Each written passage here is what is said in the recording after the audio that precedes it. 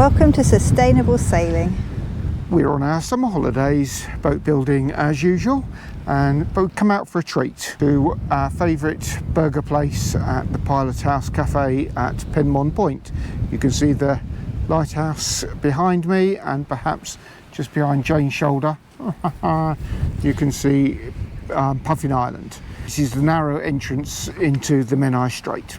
Come to just introduce the video. Lots of boat building happening in this video as we continue to try to progress the galley, the guardrails and so on. We've been promising for a while a big announcement. And I reckon he's already given it away. So I don't think I have already given it away. Guess what it is. So we'll be giving that somewhere in this video. You'll just have to watch it all to find out. Meanwhile, burger time. Oh, it's a bit windy. Apologies that the camera's about to blow over, and he's blowing all over. Whoa! That's the end of that then. Good morning. It's Sunday the 30th of June and we are on our summer holiday. Well, we started on Friday, but yesterday was horrible. So we didn't do a lot. Today we're back on to everything related to guardrails. So Jane's just trimming the inside of the FR4 joint for the gate brace, which will, when it's finished, be able to slot down onto that gate stanchion. It's just a little bit too tight at the moment. We will be doing a fiberglass tape wrap around that joint, so it's not just relying on glue to hold it together. And we've got lots more variations of that we're going to have to make. Once, while Jane's doing that, I'll just show you where else we've got to. Last time we were here, it was not brilliant weather, we didn't film anything. We have put a layer of tilted plywood into the bottom of the old anchor locker so that it drains. Plywood, some glass fibre tape on the edges, sitting on thickened epoxy with a smoothing fairing mix of epoxy put on top. Just going to give that a sand, but already we can see it's draining much better. We've also fitted these FR4 pads so that the pulpit legs are going to be able to bolt to them and be at the right height. That's going to be a job a bit later today when we're waiting for epoxy to dry. Meantime, the next big job is we are adding an additional stanchion each side. You can see perhaps a pencil mark there.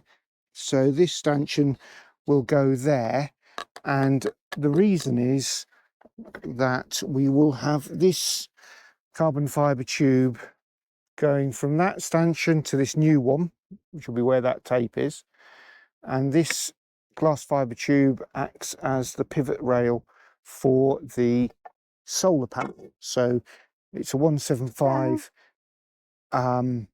watt solar panel that goes here, hinged on that tube, which will be in FR4 cups onto that stanchion, this stanchion that we're going to fit here.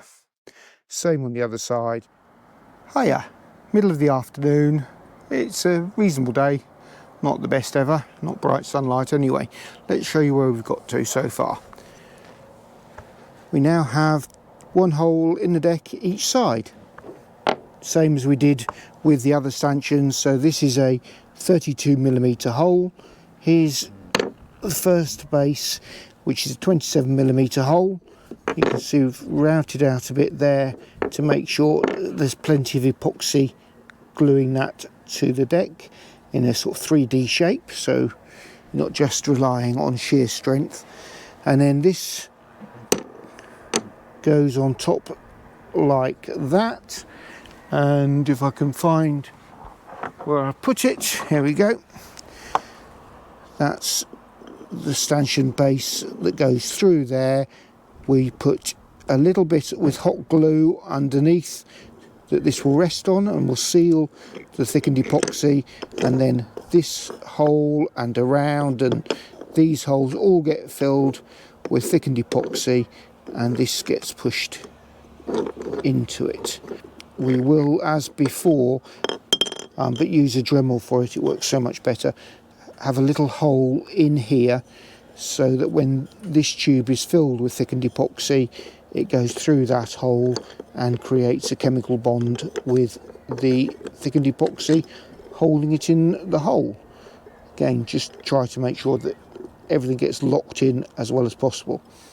Once this is here, it will get filled with thickened epoxy, but probably this time, as we put this stanchion on top of it, we will fill them together, and this will end up being here permanently, just as we've done with the Pushpit. I've just been asking on our blog for opinions. It's gone onto Facebook and Mastodon as well. These stanchions we made so that they can be lifted off, and we're beginning to think that that's probably not necessary. If anything breaks, you're going to have to replace the whole stub as well, so you might as well just cut it off, drill it through and put a new stub and a new stanchion in place. This one, when we filled it, we didn't seal the bottom well enough, and so this one is actually glued on permanently anyway, so we might as well make them all the same, we think. Jane's been working on cleaning the inside of this FR4 junction.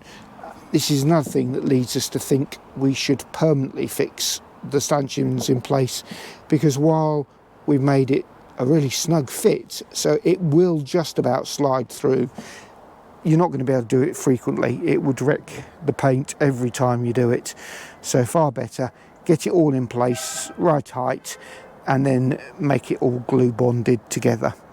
We will hopefully get those holes in the deck filled tonight or this afternoon, because that's above our bed. Okay, see you later. I know we're lousy at action shots, but here's Jane filling the stubs, which are for the aft end of the aft side solar panel. We've got them through 2 pieces of FR4, which total about 30mm, through the deck, and at this point there is a plywood 9mm plywood backing plate as well, so it's through that.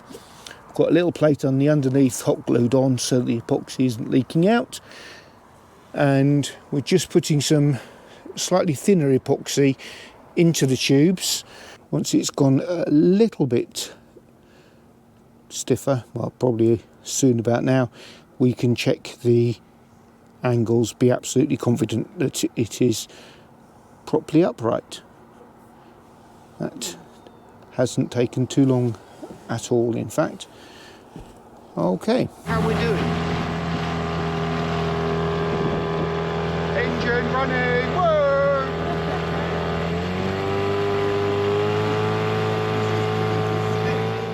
Hi, it's Monday, 1st of July.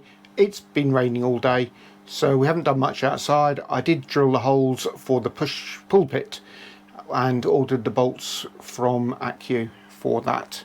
I didn't have any A4 stainless at the right size. Okay, we have done a bit of work inside on the galley. Jane's been painting all under here, so that's all undercoated. That was bare wood, or primed rather, and I've been working on the galley box. The bulkhead here and here is now lined with a stainless steel tube, and so is the galley box, so the bolts will go through, the tube won't wear through the wood. This fiddle has now been glued on. I've got to scrape off the excess foaming glue. I've got conduit running through this bulkhead, and a hole started through that bulkhead into the aft locker. Haven't finished that because access is really difficult from here, so I want to do it from the other side, but currently the cockpit locker is not very easy to get at, so that can wait. That will go to this double socket for the galley. We're going to have a double, sorry, not just a galley, that's for the induction hob and microwave. We're going to have one here for utensils in the galley, and another one here, and one somewhere here for laptops or whatever you want, and one on that bulkhead for the TV. Those will come through that. We are going to run individual wires to each socket from the consumer unit, which is down the aft corridor.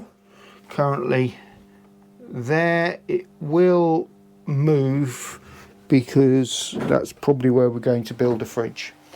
And then I've started the framework for the cupboard that goes behind the swinging box. So that's the angle it needs to be at so that it touches this cupboard at the same time as it touches the hull.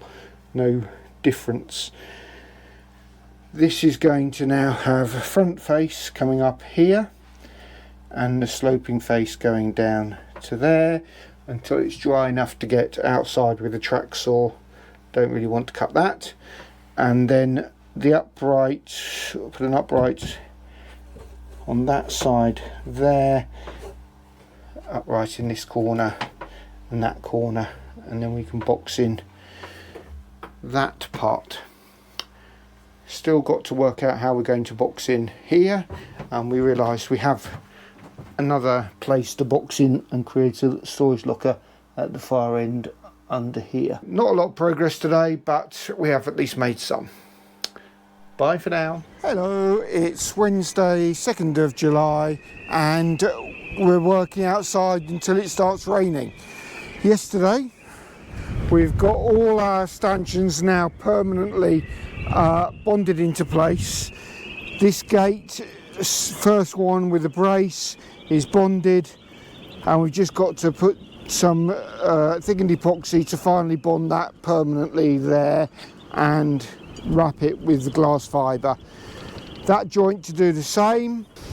Now next step is to fit this brace for the Pushpit, and it's going to have a joint here onto the Pushpit, a joint here onto the stanchion, and I'm going to make a fitting, there's a contrast working there, for the bottom. Oops, let's get into place. That's where the backstay for the main mast comes to. So this will be just after that, and I've got this 60mm FR4 rod, so I'm going to cut it at a 45-degree angle, which is all I can do with the mitre saw. It'll be about like that, so a bit steeper than the thing, and then the face of it gets a drill through like that, so this gets bonded to the deck. The hole that goes through at the right angle for this goes into the deck.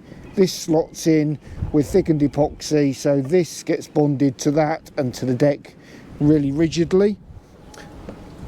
Then I can make a little FR4 block to get that epoxied on, and the same here. Then we're going to build a little FR4 U-shape here that horizontal will drop into, circle at that end so it goes in and drops down, and a little catch to stop it coming out, and that horizontal ends up as the axle that the solar panel can spin on. Meanwhile, Jane's also trying to beat the rain painting the cooker box. That's the bit that the hob rests on with the ventilation holes so the microwave combination oven doesn't overheat. Alrighty, I'm just going to cut this FR4 rod 45-degree angles because that's the greatest angle I can do with my mitre saw.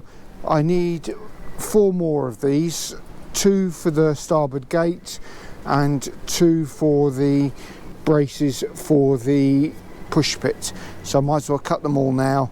Personally, I think this is a really brilliant to have, this FR4 rod. We originally bought it because we were going to make tangs from it. It's the wrong material for that, but as a way of creating bases to attach diagonals to the deck.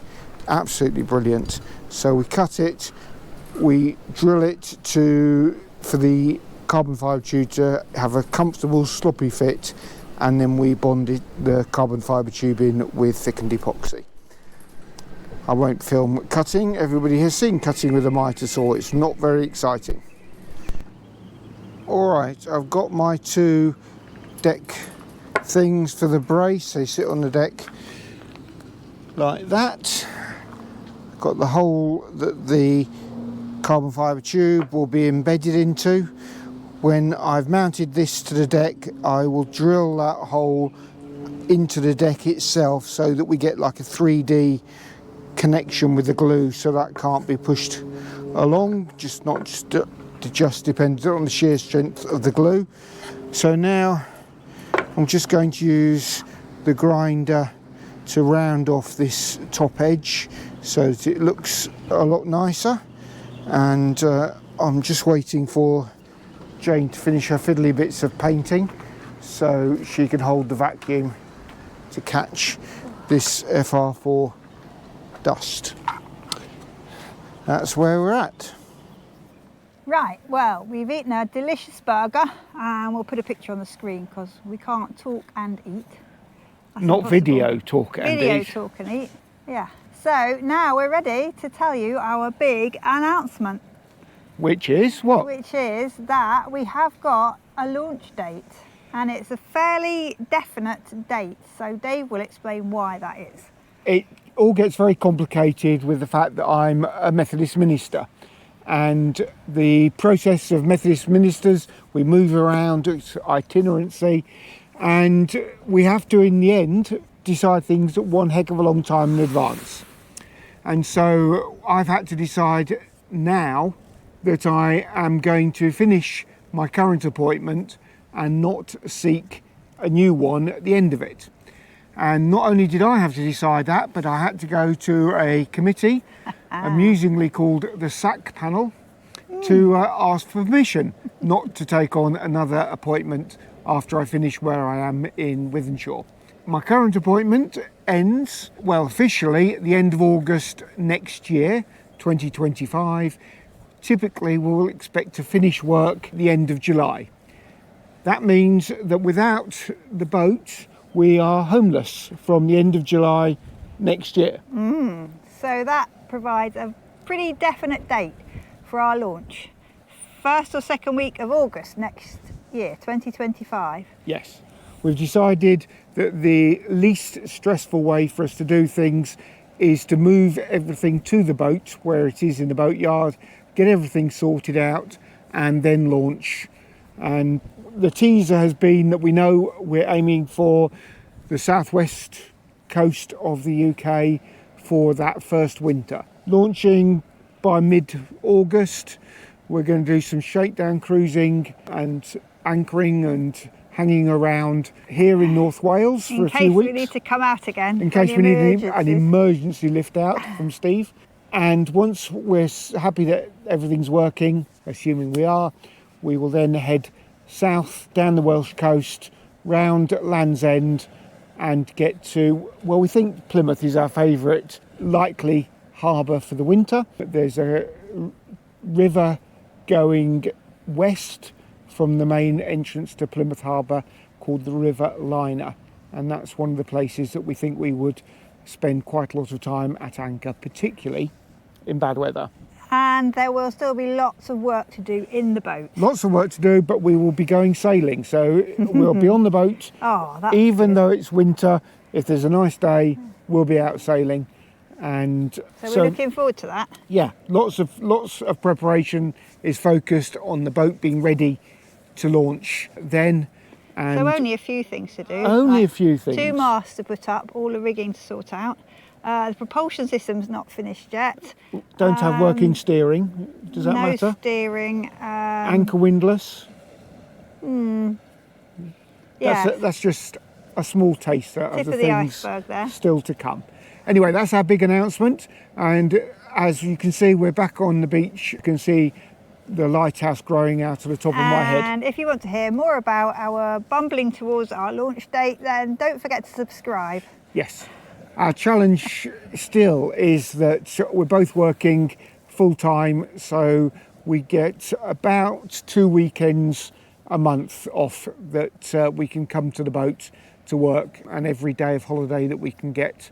But with her current job, Jane doesn't get so much. No. And it's not always compatible. Like, you get 2 weeks at Christmas, and surprisingly Methodist ministers work at Christmas. Anyway, we're at a beautiful spot. Let's just spin the camera around and you can see. What can you see? Well, there's the lighthouse. There's this very narrow, fast-moving bit of water, Puffin Island, and that's then the main channel. That's the only channel in this end of north end of Menai, and then over there you can see the back of Llandudno, Great Orme. That's called. Conwy is over there, and the coast road runs right the way along there to Bangor, which is just round the corner. So it's an absolutely beautiful spot still, but absolutely not somewhere where you want to spend the winter at anchor. No. So that's why we're heading huge for tides, huge currents, and it's always windy. Always windy. Up or down the strait. Yeah, that's our plans. We look forward to your thoughts on what we're planning to do. Be kind. All right then, signing off. Bye. Bye.